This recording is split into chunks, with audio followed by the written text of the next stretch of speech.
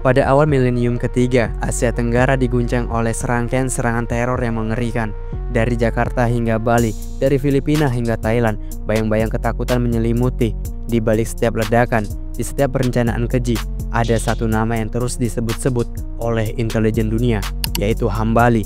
Bukan sekedar operator, ia adalah arsitek, dalang, dan otak dari jaringan terorisme paling berbahaya di kawasan ini. Siapakah sosok ini? Bagaimana seorang pemuda dari Cianjur, Jawa Barat bisa bertransformasi menjadi salah satu teroris paling dicari di dunia dengan bounty jutaan dolar di kepalanya? Kisah Hambali adalah perjalanan kompleks dari ideologi ekstremisme, intrik global, dan pemburuan tanpa henti yang melibatkan banyak negara. Ini adalah cerita tentang seberapa berbahayanya sebuah ideologi sesat dan bagaimana satu individu bisa menebarkan teror yang melintasi batas-batas negara. Bersiaplah, karena kita akan menyelami sisi gelap sejarah modern Asia Tenggara melalui mata sang dalang teror. Hambali lahir dengan nama Ecep Nurjaman pada tahun 1966 di Cianjur, Jawa Barat. Masa muda Hambali tidak jauh berbeda dengan banyak pemuda muslim lainnya. Ia tumbuh di lingkungan agamis, mengecap pendidikan di pesantren, dan dikenal sebagai pribadi yang cerdas namun pendiam. Namun, benih-benih radikalisme mulai tertanam dalam dirinya ketika ia terpapar oleh narasi jihad global yang sedang marak pada era 1980-an.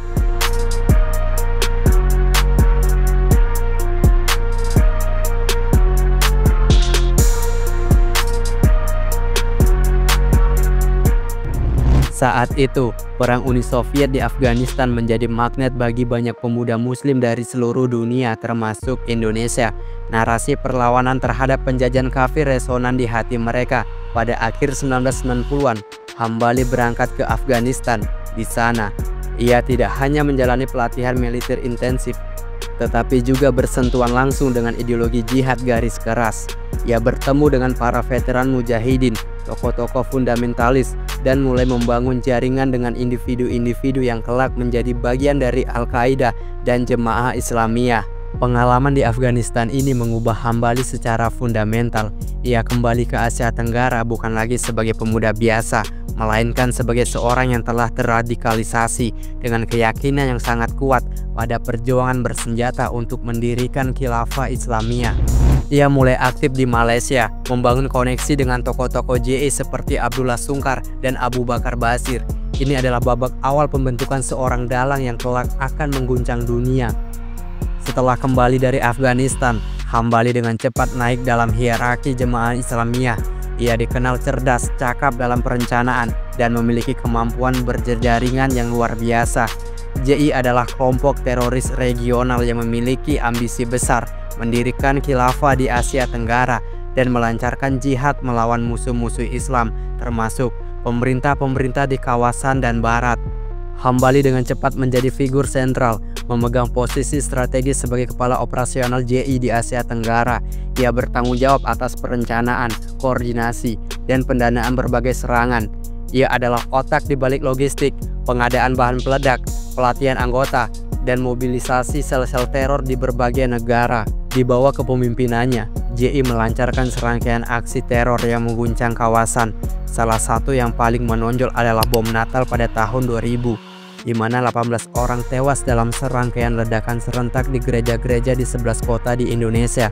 Ini adalah pesan jelas dari JI tentang kapasitas mereka untuk menebar teror.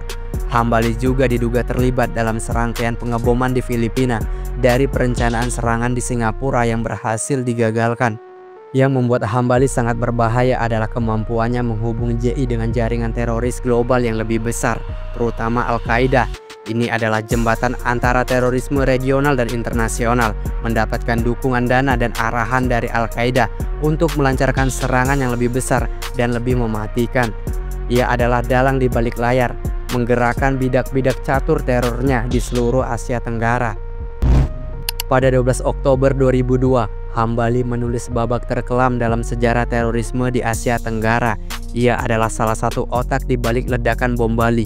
Serangan ini menargetkan tempat hiburan malam yang ramai wisatawan di Kuta, yaitu Sari Club dan Pedis Pub. Dalam hitungan detik, tawa berganti tangisan, hidup berubah menjadi abu, dan surga terkoyak.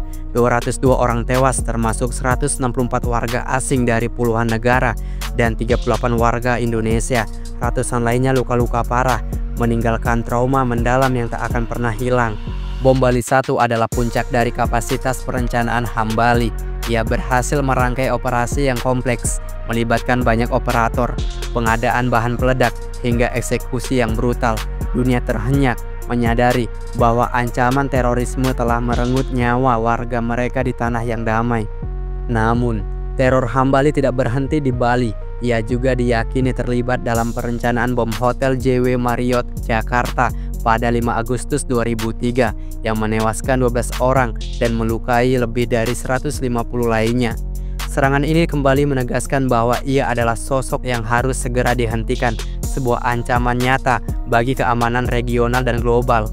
Selama periode ini, Hambali hidup dalam pelarian konstan, bergerak lincah di berbagai negara seperti Thailand, Kamboja, Filipina, hingga Pakistan. Ia menggunakan berbagai identitas palsu dan selalu selangkah di depan intelijen. Kemampuannya menyembunyikan diri ditambah dengan jaringan luas yang dimilikinya membuatnya menjadi hantu yang sulit ditangkap.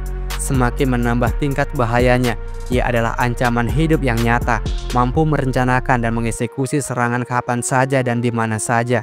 Setelah serangkaian serangan yang dilakukan JI di bawah arahannya, Hambali kini menjadi target nomor 1 dalam perang melawan teror. Ia masuk dalam daftar teroris paling dicari FBI dan Interpol dengan hadiah jutaan dolar bagi siapapun yang bisa memberikan informasi tentang keberadaannya. Sebuah perubahan global yang melibatkan intelijen dan aparat keamanan dari berbagai negara pun dimulai. Tim intelijen dari Amerika Serikat, Australia, Indonesia, dan negara-negara lainnya bekerja sama erat, berbagi informasi, dan menyusun strategi untuk melacak jejak Hambali. Ini adalah pertempuran akal antara sang dalang teror yang licik dan para pemburu yang tak kenal lelah. Setelah bertahun-tahun dalam pelarian, berpindah-pindah negara, dan menggunakan berbagai samaran, pelarian Hambali akhirnya berakhir. Pada tanggal 14 Agustus 2003, ia berhasil ditangkap dalam sebuah operasi gabungan antara CIA dan kepolisian Thailand di Thailand. Penangkapan ini adalah sebuah kemenangan besar dalam perang melawan terorisme, bukan hanya bagi Indonesia, tetapi juga bagi seluruh dunia. Setelah ditangkap, Hambali ditahan oleh Amerika Serikat. Ia kemudian dipindahkan ke penjara militer di Teluk Guantanamo, Kuba, di mana ia masih ditahan hingga hari ini. Meskipun telah ditangkap selama lebih dari 2 dekade, proses hukumannya masih belum tuntas. Ia menghadapi berbagai tuduhan terkait terorisme, termasuk keterlibatannya dalam bom Bali 1 dan perencanaan serangan lainnya. Penahanannya yang berkepanjangan tanpa proses pengadilan yang tuntas juga menjadi subjek perdebatan dan kritik internasional, menyoroti kompleksitas dalam menangani tahanan terorisme berprofil tinggi.